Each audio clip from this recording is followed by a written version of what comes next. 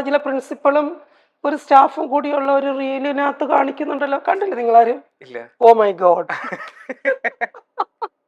ആ കോളേജിലെ പ്രിൻസിപ്പളും ഒരു അവിടുത്തെ ഒരു അധ്യാപകനും തമ്മിലുള്ള പ്രിൻസിപ്പളിന്റെ റൂമിൽ നടക്കുന്ന കാര്യങ്ങൾ ഈ അടുത്ത് ഈ 2 ദിവസം കണ്ടായല്ലോ. ഞാൻ ഇങ്ങനെ ഇൻസ്റ്റാ ട്രോൾ ചെയ്ത് പോകുമ്പോൾ ഞാൻ ഷോക്കായി. ഓ മൈ ഗോഡ്. കോളേജ് ആ, അതിനകത്ത് വരെ ഉണ്ട്. ഓഫീസുകളിൽ, ഓക്കെ.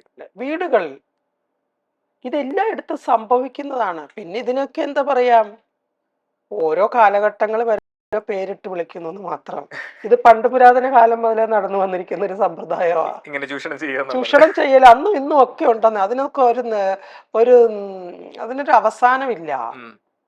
ഓക്കെ. ഇപ്പോ ഈ കാലത്ത് ഇപ്പോ സോഷ്യൽ മീഡിയയുടെ കാലമാണല്ലോ. അപ്പോൾ ഈ സോഷ്യൽ മീഡിയയിൽ ഈ ട്രാൻസ്ജെൻഡർ ആണെന്ന് പറഞ്ഞ് നടക്കുന്ന പലരും ട്രാൻസ്ജെൻഡർ അല്ല എന്നുള്ള തരത്തിൽ വരുന്നുണ്ട്. ഞാൻ ചോദിച്ചത് ആരെയൊക്കെ പറ്റിയാണെന്ന് തോന്നുന്നു. അയ്യോ അയ്യോ അയ്യോ പ്ലീസ്, ഞാൻ പറയട്ടെ. ഒരാള് വന്നിട്ട് പറയാണ് ആമ ട്രാൻസ്ജെൻഡർ എന്ന് പറഞ്ഞാൽ അത് അയാളുടെ മാത്രമല്ലേ ഇഷ്ടം? അയാൾ അത് ആയതുകൊണ്ടല്ലേ അയാൾ അത് പറയുന്നത്. അയാളാണോ അല്ലയോ എന്ന് എങ്ങനെയാണ് ഉറപ്പിക്കുക? അയാളാണോ ഇല്ലയോ എന്ന്, നിങ്ങൾ ഒരു പുരുഷനാണോ എന്ന് നിങ്ങൾ പറയുമ്പോൾ ഞാൻ എങ്ങനെയാ നിങ്ങളെ ഉറപ്പിക്കുന്നത്?